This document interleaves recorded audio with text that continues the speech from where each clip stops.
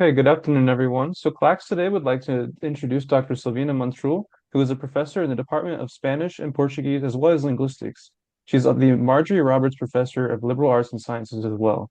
Her research focuses primarily on language acquisition, language loss, and language change in bilingual individuals. Her latest book, Native Speakers Interrupted, is a cross-linguistic and cross-generational study of three heritage languages in the United States: Spanish, Hindi, and Romanian. In 2023, this book received the L. Bloomfield Award from the Linguistics Society of America. Recently, Dr. Montrul received the 2025-2026 Fulbright U.S. Scholar Award for Brazil. Today, I'll be asking her a few questions about her current work and her Fulbright experience as well. So to get started, tell us a little bit about your research and how the Fulbright project is actively helping you in this research. Yeah, so I'm interested, or I've been looking at heritage language acquisition for many years. And heritage speakers are bilingual speakers who speak the native family language at home, but in the society, they are exposed to the majority language and they go to school in the majority language. As a result, some aspects of their native language remain underdeveloped as they grow up. And some of the speakers later in life, they want to come to university to regain their language, so they sign up for language courses.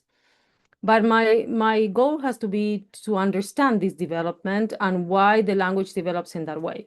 One missing piece of this evolution is the role of the language of school, which I think plays a big role in language maintenance in these speakers.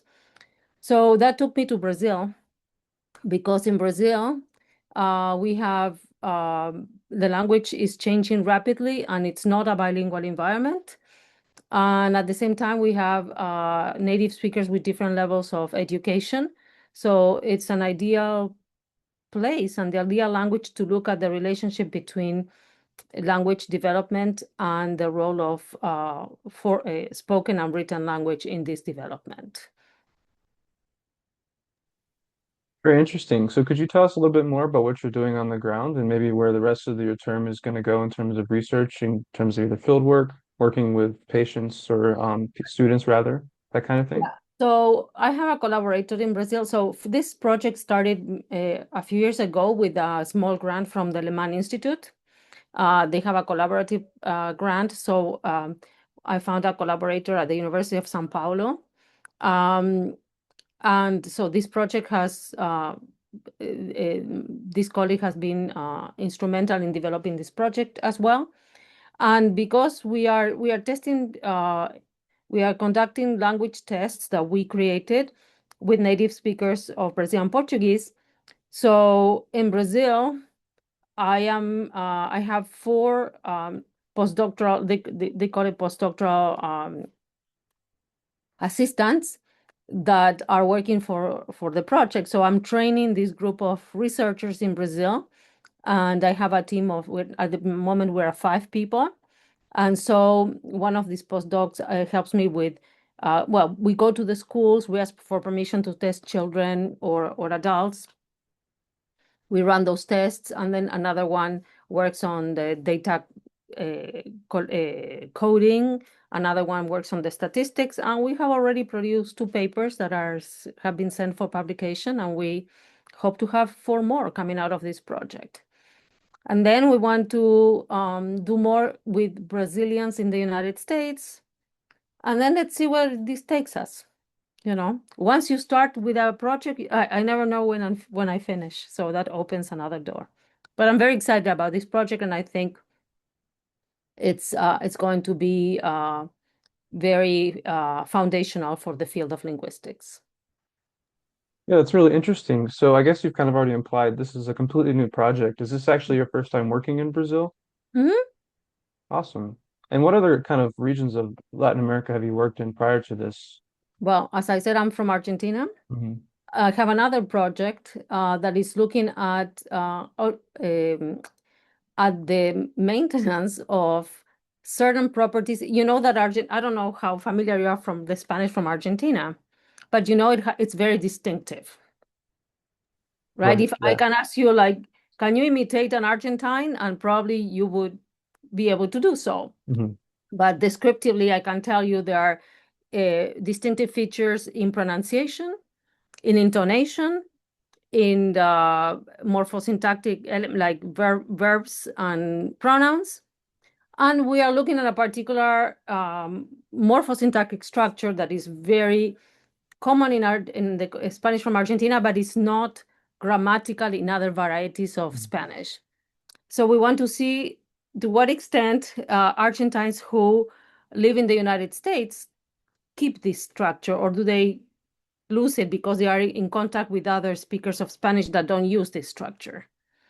So we're looking at the relationship between, again, in immigrants, between this kind of conflict between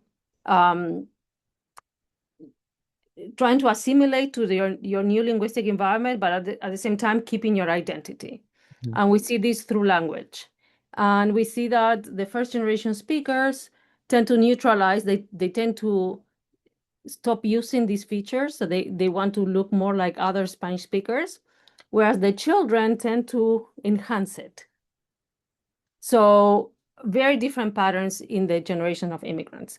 So for the children, it's they have really paid attention to this feature unconsciously, of course, and they know it's a feature of identity, a marker of identity, whereas the parental generation seem to realize that, oh, other Spanish speakers don't say it this way, so it must be wrong what we do in Mhm. Argentina. So something along those lines. But of course, this is very unconscious. People don't know that they're doing these things, but that's how we trace the development of the language in different environments and across generations. Yeah, that's really awesome.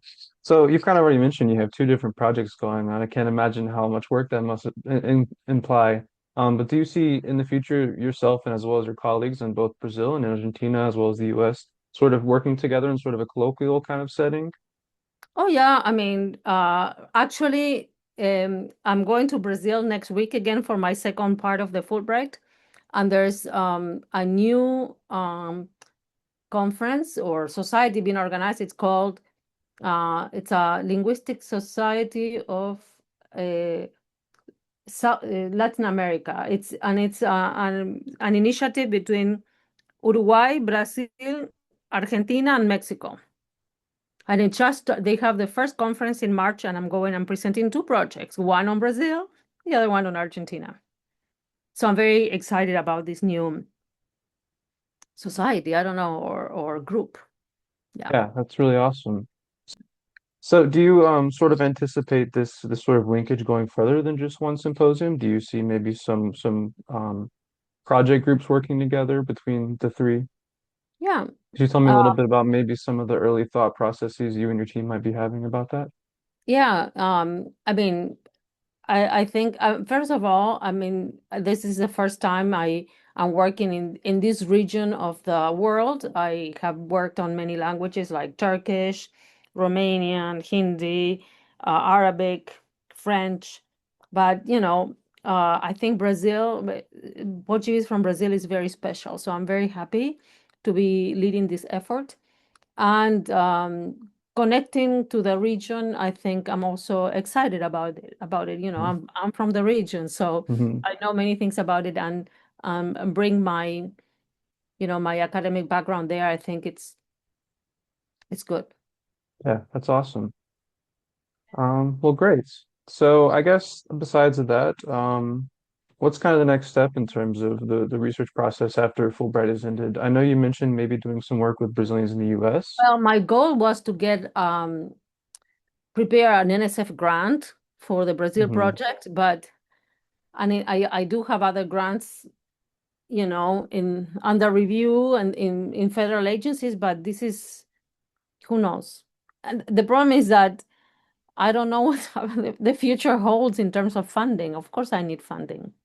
Yeah, I'm not short of ideas, but the funding is the problem. right. Yeah. Well, I and we as CLACS applaud your efforts. Of course, international discourse must go on no matter the situation. So yeah, thank you so much for your time. Do you have any final thoughts for us today? No, thank you very much for uh, learning about me and my work and Mhm. giving me this opportunity to talk to you about it.